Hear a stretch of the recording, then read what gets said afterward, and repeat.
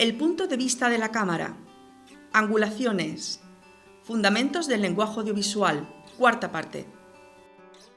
Cuando pensamos en un plano, además del tamaño del personaje, debemos de tener en cuenta el ángulo que va a adoptar la cámara.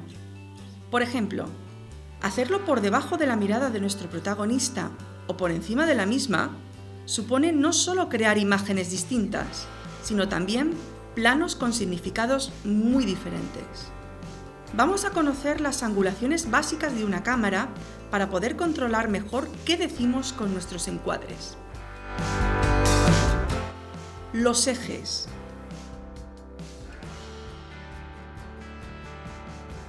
Cuando se habla del eje vertical, se considera el ángulo imaginario que forma una línea que sale perpendicular al objetivo de la cámara y que pasa por la cara del personaje principal.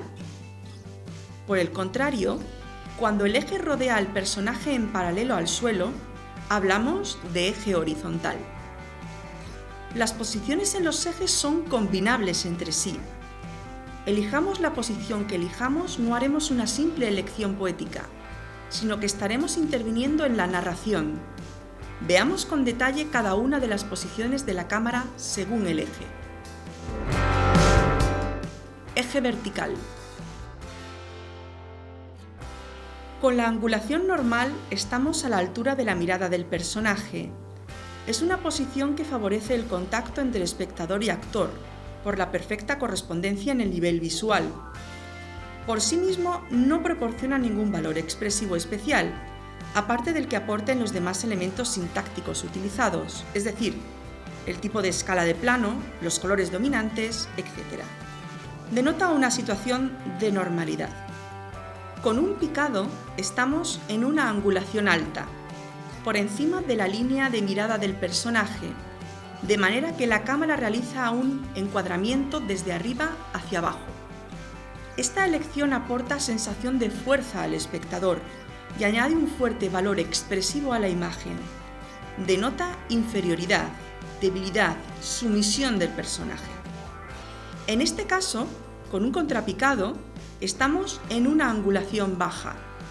La cámara realiza el encuadre por debajo de la mirada del personaje. El personaje queda engrandecido, potenciado, se le ve más grande y poderoso. Por ello denota autoridad, fortaleza y poder, características que serán más acusadas cuanto más cercano o corto sea el plano. Ahora observamos un caso especial de picado, el plano cenital. La cámara se sitúa completamente por encima del personaje, en la parte superior del eje vertical que forma su cuerpo. Se asimila a la vista aérea o de pájaro. Y aquí nos encontramos con la posición opuesta a un cenital, un plano nadir. Es un caso especial de contrapicado en el que la cámara se ubica completamente por debajo del personaje, en la parte inferior del eje vertical que forma su cuerpo. Eje horizontal.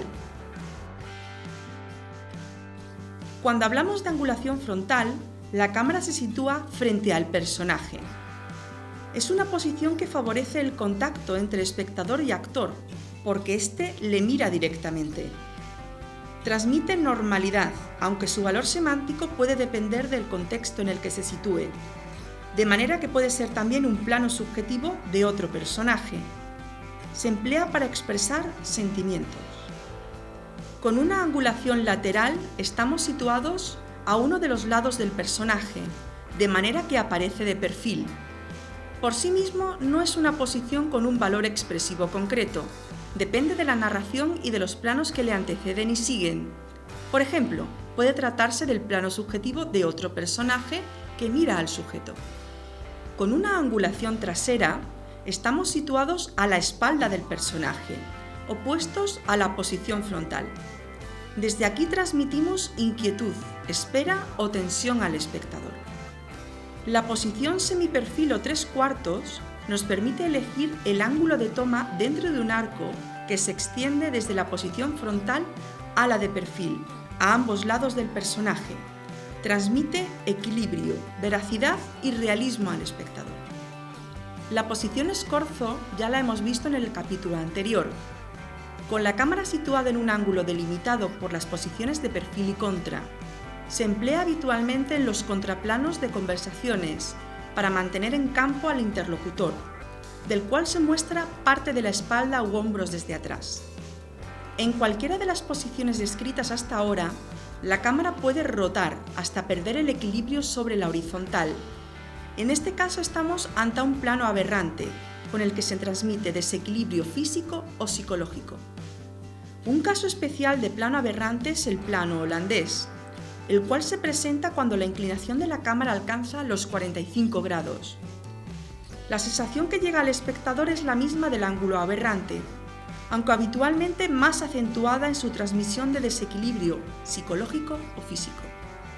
Con esta entrega hemos conocido las angulaciones y puntos de vista que puede adoptar la cámara, elección que tiene impacto en el significado de un plano.